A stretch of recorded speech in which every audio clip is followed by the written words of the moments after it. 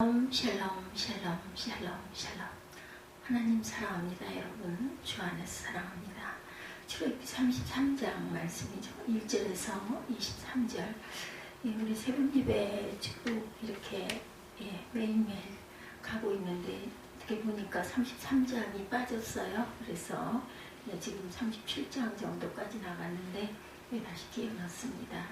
야훼께서 모세에게 이르시되 너는 내가 애굽 땅에서 인도하여 낸 백성과 함께 여기를 떠나서 내가 아브라함과 이삭과 야곱에게 맹세하여 내 자손에게 주기로 한 그 땅으로 올라가라. 올라가라입니다. 그 땅으로 올라가라. 이번 제목은 그 땅으로 올라가라. 시내산을 떠나라고 명하시죠.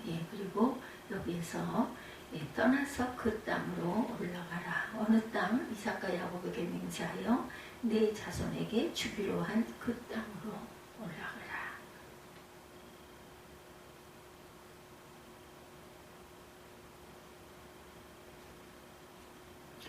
그 땅으로 올라가라고 말씀을 합니다. 내가 사자를 너보다 앞서 보내어 가나안 사람과 아모리 사람과 헷 사람과 브리스 사람과 히위 사람과 여부 사람들을 쫓아내고 너희를 적과 꿀이 흐르는 땅에 이르게 하더니와 나는 너희와 함께 올라가지 아니하리니 너희는 목이 곧은 백성인즉 내가 길에서 너희를 진멸할까 염려함이라 하시니 백성이 주나무 말씀을 듣고 슬퍼하여 한 사람도 자기의 몸을 단정하지 아니하니 여호와께서 모세에게 이르시기를 이스라엘 자손에게 이르라 너희는 목이 곧은 백성인즉 내가 한순간이라 너희 가운데 이르면 너희를 진멸하리니 너희는 장신구를 떼어내라. 그리하면 내가 너희가 어떻게 할 것인지 정하겠노라 하셨습니다. 이스라엘 자손이 호렙산에서부터 그들의 장신구를 떼어내니라. 모세가 항상 장막을 취하여 진 밖에 쳐서 진과 멀리 떠나게 하고 회막이라 이름만 야훼를 항구하는 자는 다 진 바깥 회막으로 나아가며 모세가 회막으로 나아갈 때 백성이 다 일어나 자기 장막문에 서서 모세가 회막에 들어가기까지 바라보며 모세가 회막에 들어갈 때 불미둥이 내려 회막문에 서며 여호와께서 모세와 말씀하시니 모든 백성이 회막문에 구름기둥이 서 있는 것을 보고 다 일어나 각기 장막문에 서서 예배하며 사람이 자기의 친구와 이야기할 같이 여호와께서는 모세와 대면하여 말씀하시며 모세는 진으로 돌아오나 눈의 아들 젊은 수종자 여호수아는 회막을 떠나지 아니하리라. 1절에서 11절까지 내용입니다. 그래서 여호와께서 친히 가라 하신다. 12절부터 이렇게 말씀하고 있어요. 오늘 전체 말씀이기 때문에 제가 읽겠습니다. 모세가 여호와께서 아뢰되 보시옵소서. 모세가 여호와께 아뢰되 보시옵소서. 주께서 내게 이 백성을 인도하여 올라가라 하시면서 나와 함께 보낼 자를 내게 지시하지 아니하시나이다. 주께서 전에 말씀하시기를 나는 이름으로도 너를 알고 너도 내 앞에서 은총을 입었다 하셨사온즉 내가 참으로 주의 목전에 은총을 입었사오면 원하건대 주의 길을 내게 보이사 내게 주를 알리시고 나를 주의 목전에 은총을 알게 하시며 이 족속을 주의 백성으로 여기소서. 여호와께서 이르시되 내가 친히 가리라. 내가 너를 쉬게 하리라. 모세가 여호와께 아뢰되 주께서 친히 가지 아니하시려거든 우리를 이곳에서 올려 보내지 마옵소서. 나와 주의 백성이 주의 목전에 은총 입은 줄을 무엇으로 알릴까? 주께서 우리와 함께 행하심으로 나와 주의 백성을 천하 만민 중에 구별하심이 아니나이까. 여호와께서 모세에게 이르시되 내가 말하는 이 일도 내가 하리니 너는 내 목전에 은총을 입었고 내가 이름으로도 너를 알미니라. 모세가 이르되 원하건대 주의 영광을 내게 보이소서. 여호와께서 이르시되 내가 내 모든 선한 것을 내 앞으로 지나가게 하고 여호와의 이름을 내 앞에 선포하리라. 나는 은혜 베풀 자에게 은혜를 베풀고 긍휼히 여길 자에게 긍휼을 베푸느니라. 또 이르시되 내가 내 얼굴을 보지 못하리니 나를 보고 살 자가 없습니다. 여호와께서 또 이르시되 보라 내 곁에 한 장소가 있으니 너는 그 반석 위에 서라. 내 영광이 지나갈 때에 내가 너를 반석 틈에 두고 내가 지나가도록 내 손으로 나를 덮었다가 손을 거두리니 내가 내 등을 볼 것이요 얼굴을 보지 못하리라. 이렇게 13절까지의 내용 전체 우리 함께 묵상합니다. 여호와께서 친히 내가 가리라. 내가 친히 가리라. 내가 너를 쉬게 하리라. 내가 친히 가리라. 내가 너를 쉬게 하리라. 14절 말씀이죠. 내가 너를 쉬게 하리라. 탈무드에 이런 교훈이 있습니다. 어떤 사람이 하나님이 살아계신다면 그 하나님을 보여달라고 했대요. 랍비는 하나님을 보여주겠다고 하며 손으로 밝은 태양을 가리켰습니다. 저 태양을 볼 수 있느냐? 그 사람은 너무 눈이 부셔 태양을 볼 수가 없었습니다. 그러자 랍비는 이렇게 호통을 칩니다. 하나님이 만든 이렇게 피조물도 제대로 볼 수 없으면서 하나님을 보겠다고? 네, 하나님은 빛 중에 빛이시죠. 네, 조금만 밝아도 눈이 부셔서 우리의 맨눈으로 정말 하나님이 볼 수 있을까? 하나님을 볼 수 있을까? 근데 성경에서는 많은 사람들이 하나님을 보았다 이렇게 말합니다. 하나님이 우리의 친구라고 말씀하죠. 모세 또한 하나님을 보았어요. 만났어요. 오늘 본문에도 말씀하셨다 이렇게 나오죠. 예, 구름 기둥이 회막문 앞에 떠 있고 예, 그것을 백성들을 보고 각자 회막 밖에서 또 예배를 드렸다 이렇게 오늘 읽은 내용 안에 말씀하고 있습니다. 하나님의 친구, 하나님이 단단히 화가 났어요. 이스라엘이 자기를 버리고 우상 숭배한 일 때문에 더 이상 이스라엘과 함께하지 않겠다. 내가 너희를 죽일까봐 내가 너희와 함께하지 않겠다 이렇게 말씀하시죠. 꼴도 보기 싫어 자기 대신 다른 사자를 보내겠다고 말씀합니다. 이 상황을 적극적으로 중지하고 나선 사람 누구? 모세죠. 모세입니다. 이스라엘을 만나기 싫어했던 하나님은 모세를 반갑게 맞이합니다. 모세의 설득에 넘어가 하나님은 다시 이스라엘 백성과 함께 가겠다 이렇게 말씀하시죠. 한 인간이 토라진 하나님을 돌이켰어요. 예. 여호와께서 이르시되 내가 친히 가리라. 내가 너를 쉬게 하리라. 하나님은 이미 이스라엘을 저버릴 수 없는 몸이었고 누가 말려주길 기다리고 있었는지도 모릅니다. 우리 그런 경우 있죠. 예, 친구하고 아주 절친 친구하고 또 의견 때문에 삐질 때가 있습니다. 그럴 때 좀 나를 말려주고 같이 붙여줬으면 상대방이 내게 다가와서 아유 왜 그래 그런 거 가지고 우리 화해하자 이래줬으면 하고 바랄 때가 있습니다. 하나님도 마찬가지로 모세의 설득에 슬쩍 넘어가 주셨어요. 기다리고 계셨을 수도 있을 거라는 거죠. 내가 친히 가리라. 내가 너를 쉬게 하리라. 얼마나 정다운 말씀입니까? 내가 너를 쉬게 하리라. 이미 이스라엘을 저버릴 수 없는 이스라엘과 하나님은 그런 관계이기 때문에 누군가가 이 일을 내가 그냥 털어져가지고 나는 너희와 함께 절대로 가지 않겠다라는 걸 좀 말려줬으면 하셨을 수도 있다라는 거. 하나님이 모세를 쉬게 해주겠다고 그러세요. 하나님의 마음을 결정적으로 돌이켰던 것은 모세의 고단함이었을 수도 있습니다. 우리 그렇죠. 열심히 교회 위에서 봉사하시는 분들 보면 아이고 내가 대신하고 저 집사님 좀, 저 권사님 좀 쉬게 해드렸으면 이런 마음 저도 들 때가 있습니다. 모세의 마음고생이 만족만이 아니었던 거예요. 이 큰 백성을 어떻게 혼자서 내가 다 통솔을 하고 책임을 질 수가 있겠습니까? 하나님을 설득하기 위해 세 번째 하나님을 찾아요. 성경에만 세 번이지 아마 여러 번이었을 것입니다. 금식도 하고 죄를 무릅쓰는 회개의 모습도 보였을 거예요. 모세를 쉬게 해주겠다는 것은 하나님의 모세를 불쌍히 여기신 것이죠. 그만해라. 내가 너희와 함께 갈 테니 너 좀 쉬어라. 중보기도자의 모습입니다. 하나님의 뜻을 따라 백척간도에서 점유와 공복을 외치는 선지자들이 모두 그렇습니다. 하나님의 은혜와 용서는 의인한 사람, 소수의 사람들의 수고에 대한 하나님의 불쌍히 여기심이죠. 예수 그리스도를 통한 구원을 설명하는 여러 이론이 있지만 또 하나의 설명을 덧붙이자면 바로 이것입니다. 온 인류의 짐을 지고 괴로워하는 한 사람을 불쌍히 여기셔서 그를 쉬게 해주신 것, 그가 가진 아픔과 짐을 덜어준 것, 그것이 바로 구원입니다. 이 구원, 우리가 예수를 닮는다는 것은 이렇게 누군가 아주 고난 사람을 좀 쉬게 해주고 그리고 내가 대신 해주고 이랬을 때 우리 어때요? 엄청 은혜를 받죠. 너무 고맙죠. 그러다 보면 그 사람을 정말 좋아하게 됩니다. 이렇게 우리는 관계에 있어서 사람이 어떻게 온전하겠어요? 부족한 게 많죠. 그렇다 할지라도 그 사람의 수고와 그 사람의 그 애쓰는 모습을 보고 다독여주고 아이고 정말 뜨겠다. 내가 좀 도와줄게.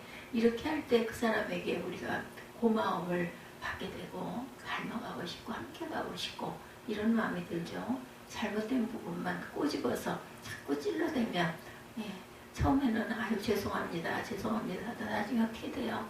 그냥 어디론가로 숨었으면 좋겠고 안 봤으면 좋겠고 점점 멀어지는 관계가 된다는 자녀와도 마찬가지입니다. 가족 간에도 마찬가지입니다. 잘하는 것을 칭찬해주고 잘못되는 부분 좀 도와주고 부족하니까 그 부분이 좀 모자르니까 채워주고 이랬을 때 진정한 그 사랑이 부부도 그렇고 자녀와의 엄마와 아빠와 자녀와의 관계도 그렇습니다. 그래서 요즘에는 체벌보다는 자꾸 다이루고 다독여주고 감싸주고 사랑을 자꾸 퍼줘야 합니다. 그랬을 때 그 자녀도 사랑을 배우게 되고 담게 되고 본받게 된다는 것을 우리가 절대로 잊지 말아야 되겠죠. 의의 길에 함께 가지는 못할 망정 그 소중함과 가치를 볼 수 있는 눈은 있어야 된다는 것이죠. 모세는 하나님과 매우 친근합니다. 오늘 말씀 여러 구절에 드러나죠. 11절에 사람이 자기의 친구와 이야기한 같이 여호와께서 모세와 대면하여 말씀하셨다 이렇게 말씀합니다. 대면하여라는 단어를 분석하면 얼굴과 얼굴을 이렇게 마주 대하고 이것이 대면이죠. 마주 대했다. 대면입니다. 모세는 하나님을 마주보고 있어요. 이에도와의 마치 친구처럼 이야기했다고 합니다. 속마음을 털어놓을 수 있는 존재라는 뜻이죠. 12절과 17절에 나는 내 이름으로도 너를 알고 너도 내 앞에 은총을 입었노라. 12절 말씀 성경에서 다시 봅니다. 모세가 이야기하게 하되 보시옵소서 주께서 내게 이 백성을 인도하여 올라가라 하시면서 나와 함께 보낼 자를 내게 지시하지 아니하시나이다. 주께서 전에 말씀하시기를 나는 이름으로도 너를 알고 너도 내 앞에 은총을 입었다 하셨사온즉 입었다 하셨사온즉 17절에도 보면 여호와께서 모세에게 이르시되 내게 말하는 이 일도 내가 하리니 너는 내 목전에 은총을 입었고 내 이름으로도 너를 알미니라. 같은 말씀이죠. 모세가 이르되 원하건대 주의 영광을 내게 보이소서. 하나님은 내가 내 이름을 안다. 그 이름은 모세예요. 그렇죠? 그냥 이름만 안다는 뜻인가요? 아니죠. 내가 너를 안다. 너희가 애쓰는 걸 안다. 내 수고를 안다. 내 진정을 안다. 내 마음을 안다. 그런 이름, 그냥 이름을 안다는 건 아니죠. 그 존재를, 너 자체를 내가 다 잘 안다라는 이야기입니다. 그 전 존재와 관계를 맺었고 존재를 사랑한다. 너 자체를 내가 사랑한다. 하나님은 우리 이름을 알아요. 항상 부자와 거지 나사로의 비유에서 우리는 은혜를 종종 받기도 하죠. 무엇보다 하나님은 거지 나사로의 이름을 정확히 알고 계셨습니다. 그러나 부자 이름은 몰라요. 세상과는 반대이죠. 세상은 우리나라 최고 부자를 순서대로 알고 있지만 하나님은 그렇지 아니하시다라는 것. 이것이 하나님의 사랑입니다. 문으로 들어가는 이는 양의 목자라. 양은 그의 음성을 듣나니 그가 자기 양의 이름을 각각 불러 인도하여 내느니라. 요한복음 10장 2절 말씀입니다.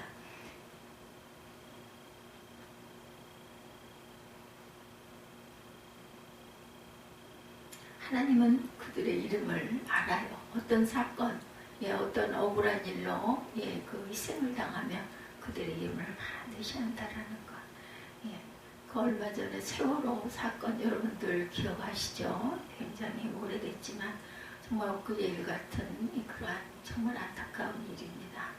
희생자가 304명, 모든 이름들을 그 교회에 나갔던 그 교회에서는 주보에다가 304명의 이름을 다 실었다고 합니다. 한 사람 한 사람의 이름이 정말 소중하죠. 우리는 그냥 이름에 지나지 않지만 그 가족과 그 친지들 얼마나 안타까웠겠습니까? 그러니 정말 어느 순간 깜짝할 순간 생명을 한꺼번에 잃어버렸어요. 한 사람 한 사람 정말 소중하죠. 한 사람의 전 인생이 누구 하면은 그 사람의 전 인생이 담겨져 있다는 거예요. 그들의 가족이나 지인들에게는 더 기가 막힌 이름일 수 있다는 거죠. 하나님은 이렇게 안타깝게 희생당한 자의 이름들을 다 안다라는 것입니다.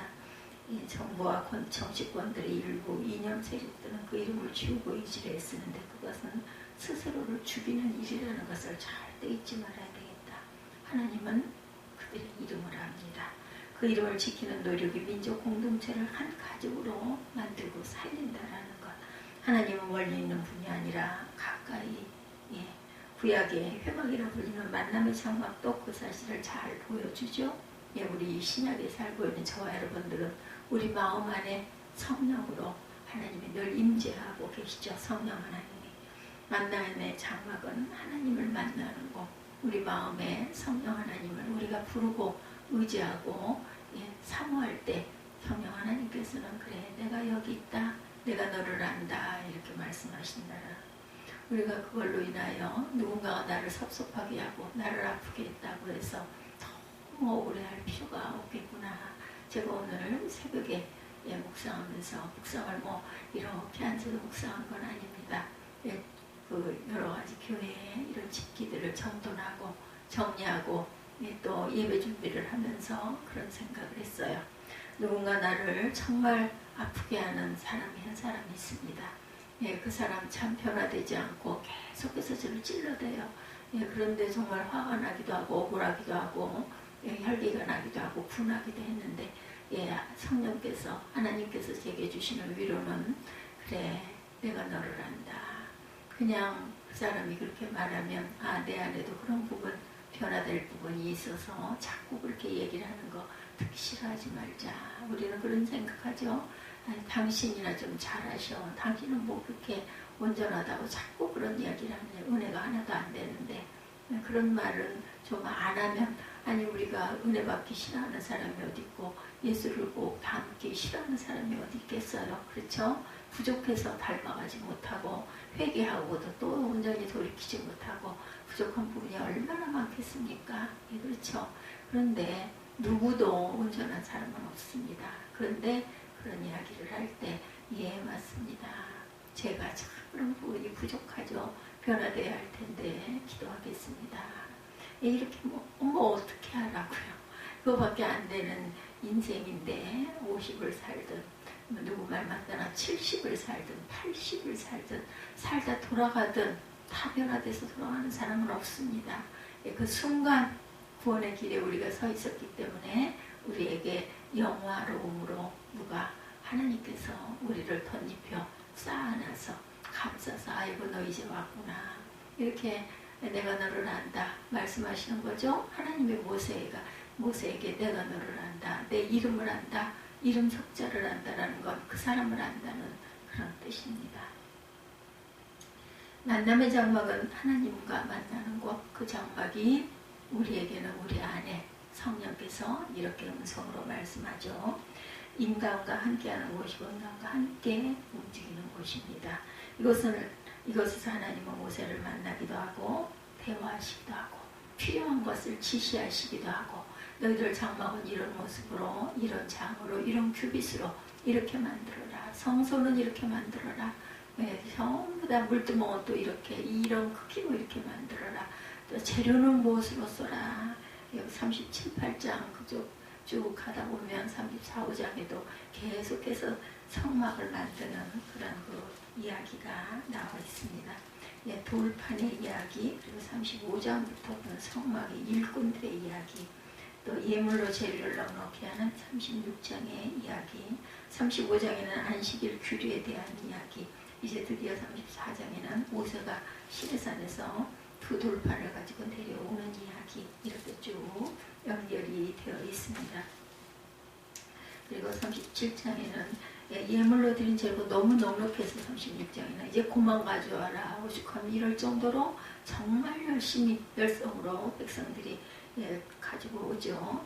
그래서 마지막 36장 6절 7절에 보면은요, 6, 7절에 모세가 명령을 내리며 그들이 진중에서 공파에 이르되 남녀를 막론하고 성소에 드릴 예물을 다시 만들지 말라. 함에 백성이 가져오기를 그친이 있는 재료가 모든 일을 하기에 넉넉하여 남음이 있었더라. 너무나 많이 가져와서 넘쳤다라는 거예요. 그리고 나서는 이제 8절부터 성막을 만드는 이야기가 휘장은 어떻게 몇 폭으로 어떻게 해서 만들어라. 아주 중간에는 띠를 넣고 넓은 중간에 이 끝에서 저 끝에 미치게 해라. 이렇게 금으로 싸고 띠를 금고리를 만들고 띠도 금으로 쌌더라. 청색, 사색, 홍색 실과 가늘게 꼰 배실로 순화 장관문을 위하여 휘장을 만들고 휘장문의 기둥 5과 그 갈고리를 만들고 기둥머리와 그 가운데를 금으로 쌌으며 5받침은 롯이었더라. 어쩌면 이렇게 정교하게 말씀하셔서 그대로 하겠는지 등잔대를 만들고 분양할 제단을 만들고 그리고 38장에는 드디어 번제를 만드는 물두멍을 만들고 손막 울타리를 만드는 이야기가 이어집니다. 그 다음에 39장에는 제사장의 옷들에 대해서 말씀하고 있어요. 제가 37장까지 새로운 예배를 드리면서 봤는데도 또다시 확인을 합니다. 이거 어찌 다 외우겠어요. 그죠? 제가 봐야 보고 이렇게 정교하게 하나님께서 일일이 말씀하셔서 색깔까지 그리고 재료까지 정확하게 너는 꼭 네 맘대로 하지 말고 이렇게 해라 말씀하신 것을 또한 지켜서 그대로 실행하죠. 우리가 사는 인생길도 그런 것 같아요. 항상 말씀하시는 것처럼 우리는 그대로 하나님의 음성을 듣고 하나님의 우리 마음에 주시는 감동으로 그대로 살아가야 할 텐데 살다 보면 어찌 그렇게 잘못된 부분이 많은지요. 그게 또 이웃의 눈에 비쳐서 그 모습을 자꾸 지적을 하면 지적질 그만해 너나 잘해 이런 생각을 하는 그러한 우리 인성 부족한 부분들 그것도 회개해야 되겠죠. 하나님 이런 마음도 비우게 해주시고 그 사람의 잘못보다는 그 사람의 장점 또 내 잘못을 지적하는 부분을 미워하지 말고 감사하는 마음도 갖게 해주옵소서 하고 우리가 이렇게 기도할 때 하나님께서 마음에 기쁨을 주십니다. 맞아. 그냥 인정해주고 네네네 변화되어야 할 텐데 이것밖에 안 돼 죄송합니다. 이런 마음을 가져야 되겠죠. 우리 가까이 항상 하나님이 계십니다. 구약에 모세와 그 백성 중에 늘 계셨던 하나님 모세를 통해서 이스라엘 백성들이 하나님을 만났듯이 우리는 지금 그 구약의 그 내용을 장막을 만들고 회막문을 만들고 등잔대를 만들고 이 모든 성막을 만들고 이 모든 것을 성경을 통해서 알게 되는 거죠. 부자와 거지 나사로 비유해서 주님의 아브라함을 통해서 말씀하셨던 것을 우리는 또 기억합니다. 아브라함이 이르되 그들에게 모세와 선지자들이 있으니 그들에게 들을지니라. 모세와 선지자들에게 듣지 아니하면 비록 죽은 자 가운데서 살아나는 자가 있을지라도 고난을 받지 아니하리라. 우리는 성경을 통해 하나님의 살아계신 것을 압니다. 그분의 사랑, 정의, 생명을 또한 알고 느끼고 깨닫고 덧입고 갑니다. 그분이 우주와 인생을 향한 계획과 목적을 알고 우리가 어떻게 살아야 할지를 듣습니다. 하나님은 부동의 동자처럼 무감한 분이 절대로 아니시죠. 그분은 사람이시기 때문에 가끔은 때로는 질투하시는 하나님이 되시기도 합니다. 그분 뜻대로 살지 않는다면 달리 말하면 우리가 참 생명의 길로 가지 않고 우리 욕망과 어둠의 길로 간다면 화를 내시기도 합니다. 부단히 우리 인생이 계획하시고 fun계하시는 분이라는 것을 잊지 마십시다. 거룩하신 하나님 그렇지만 동시에 우리가 놓쳐서는 안 될 것이 있는 것이 그분은 우리가 만만히 대할 분이 아니라는 것이죠. 이런 모세에게 보이는 하나님의 모습에서 잘 나타나고 있어요. 모세가 감히 하나님의 영광을 보여달라고 요구합니다. 이 요구에 하나님은 선뜻 자기의 영광을 보여주시겠다고 말씀을 하시죠. 근데 하나님은 당신의 영광을 다 볼 수 없다고 또한 말씀하십니다. 20절이죠. 내 얼굴을 보지 못하리니 나를 보고 살 자가 없음이니라. 빛 중에 비치신 그분을 우리 맨눈으로 볼 수가 없다라는 것. 거룩하신 그분 앞에 유한 자가 제대로 설 수가 없습니다. 그래서 하나님은 모세를 반석 틈에 숨기겠다고도 말씀을 하시죠. 하나님이 모세 곁을 지나 들어온 모세가 보지 못하도록 만들었어요. 그러다 스쳐가는 그 뒷모습만 볼 수 있게 하시죠. 모세는 하나님을 봤을까요? 보지 못한 것일까요? 둘 다이죠. 보기도 하고 보지 못하기도 했다. 이것이 하나님의 영광입니다. 하나님은 우리와 함께 하시지만 그렇다고 해서 그분을 온전히 우리가 볼 수가 없다라는 것. 이번에는 진면목을 보였지만 그 등 쪽만 보여주셨다. 본문이죠. 하나님은 인간이 범접할 수 없는 초월 가운데 계신 분이십니다. 그분이 여기 계시다고 말 수 있지만 그분을 다 설명할 수가 없어요. 말은 할 수는 있지만 오늘 말씀을 보면 하나님은 화도 내고 대화도 하시고 얼굴도 보여주고 뒷모습도 보여주셨어요. 마치 인간의 육신을 가진 실체처럼 보여주시죠. 실제 하나님이 이런 분일까요? 여러분들, 무한히 넓은 우주를 만드신 하나님이 정말 이처럼 인간과 같은 형상을 가지셨을까요? 도대체 하나님의 보좌는 어떻게 생겼을까요? 원하신 분이 앉을 수 있는 좁은 공간이라는 것이 있기나 한 것일까요? 아니시죠. 초월 중에 계십니다. 그래서 인간이 이해할 수 있도록 자신을 낮추셨기 때문에 예수 그리스도의 모습으로 낮춰서 낮은 자로 오셨어요. 낮추신 모습을 보고 그게 하나님인 것처럼 생각해서는 안 된다. 우상이 그렇죠. 우상은 하나님은 좁은 형상으로 만들어 규정하려는 시도입니다. 하나님은 그 규정을 뛰어넘는 초월의 하나님이시라는 것.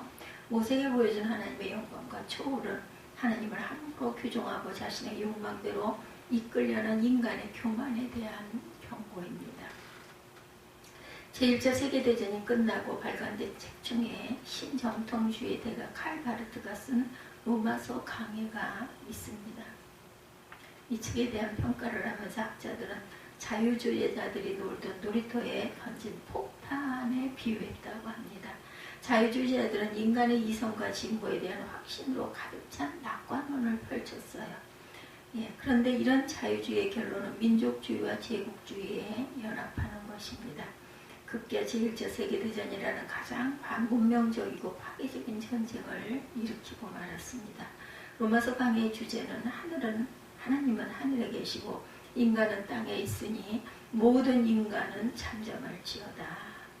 전도서 말씀이죠. 모든 인간은 잠잠할지어다. 인간은 하나님 앞에 그분의 말씀 앞에 잠잠히 있어야 합니다. 판단하고 규정하는 자들이 아니고 말씀 앞에 순종하는 자들이어야 한다.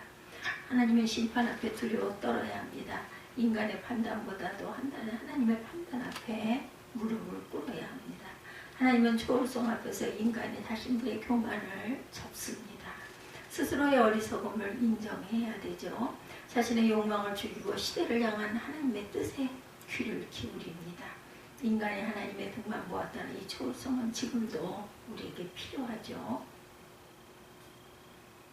하나님의 뜻에 늘 귀를 기울이고 성령이 우리에게 하시는 말씀을 들을 줄 알아야 되겠다. 인간들이 자신이 마치 하나님이나 된 것처럼 하나님을 규정하려는 것, 위험한 것입니다. 바리새인들의 실패를 오늘날의 완고한 목회자들이나 성도들에게서 보게 되죠. 하나님을 섣부른 교리로 가두고 자신이 마치 하나님인 것처럼 권력을 휘두릅니다. 그런데 실상은 이들은 자신의 욕망을 추구하는 자들이고 자신의 욕망을 하나님으로 착각하는 자들이다. 우리는 항상 하나님의 아니요 앞에 서야 합니다. 우리는 하나님을 규정하는 자들이 아니라 하나님이 말씀하시는지 뭐라고 하시는지 듣고 순종할 줄 알아야 되죠. 하나님의 이름, 하나님은 모세에게 자신을 계시하셨어요. 그런데 우리의 생각과는 매우 다른 모습이죠. 19절입니다. 야훼 이름을 내 앞에 선포하리라. 나는 은혜 베풀 자에게 은혜를 베풀고 긍휼히 여길 자에게 긍휼을 베푸느니라. 이어지는 34장 6절에도 야훼의 뜻은 그의 앞으로 지나시며 선포하시되 야훼라 야훼라 자비롭고 은혜롭고 노하기를 더디하시고 인자와 진실이 많은 하나님이니라. 계시된 하나님의 이름은 사랑이고 긍휼이었습니다. 물론 심판하신 하나님의 모습도 계시하시죠. 34장 7절입니다. 인자를 천대까지 베풀며 악과 과실과 죄를 용서하리라.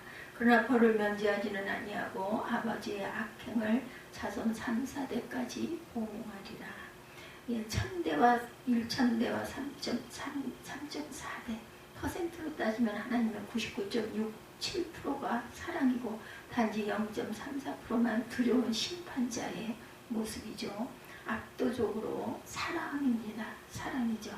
그래서 요한 사도는 하나님의 이름이 사랑이다. 하나님은 사랑이십니다. 제가 아주 은혜 받은 말씀입니다. 요한 1서 4장 8절 하나님은 사랑이시니라. 모세에게 계시된 하나님은 두려운 하나님이 아니었어요. 괴팍한 성품의 하나님도 아닙니다. 어두운 심연도 아닙니다. 그분은 사랑이셨죠. 하나님 세상을 창조하신 이유도, 이스라엘을 부르신 이유도, 이스라엘을 심판하시려는 이유도, 이스라엘을 끝까지 포기하지 않는 이유도 모두 사랑이었다라는 거죠. 사랑이었습니다. 하나님은 엄격하고 두려운 아버지가 아니라 인내하고 기다리고 용서하고 무조건적으로 받아주는 어머니 같은 분이셨죠. 우리 인생도 우리가 사는 우주도 살만하고 따뜻한 이유는 하나님의 사랑이 우주에 충만히 스며들어 있기 때문이다. 우주를 구성하고 있는 기본적인 요소는 암흑물질이나 원자나 강한 핵력이나 무감각한 자연 질서가 아니라 하나님의 사랑이라는 것 잊지 마십시다. 하나님은 사랑이시기 때문에 인간이 되셨고 인간 대신 자기 자신이 죽임을 당하셔서 우리의 생명을 영생의 반열로 이끌어 놓으셨습니다. 세상에 보내심은 그로 말미암아 우리를 살리려 하십니다. 하나님의 사랑이 우리에게 이렇게 나타난 바 되었으니 하나님이 자기의 독생자를 세상에 보내심은 그로 말미암아 우리를 살리려 하심이라. 왜? 사랑이시기 때문에. 요한일서 4장 9절이죠. 이 사랑을 입은 여러분 서로 사랑하시기 바랍니다. 사랑하는 자들 하나님이 같이 우리를 사랑하셨은즉 우리도 서로 사랑하는 것이 마땅하도다. 요한일서 4장 11절이죠. 우리가 사랑할 때 하나님이 우리 안에 거하시고 세상에 하나님을 그 사랑 안에 품습니다.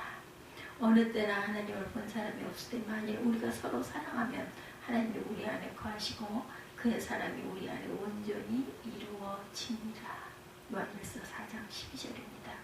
우리는 서로 사랑함으로써 세상에 하나님의 살아계심을 증거하도록 부름받은 하나님의 자녀들이라는 것. 심판하고 지적하고 이러한 것이 아니라 서로 사랑함으로 하나님을 우리에게 보이는 하나님께서의 우리에게 주시는 귀한 말씀이죠. 어느 때나 하나님을 본 사람이 없을 때 우리가 서로 사랑하면 하나님이 우리 안에 거하시고 그의 사랑이 우리 안에 온전히 이루어지니라.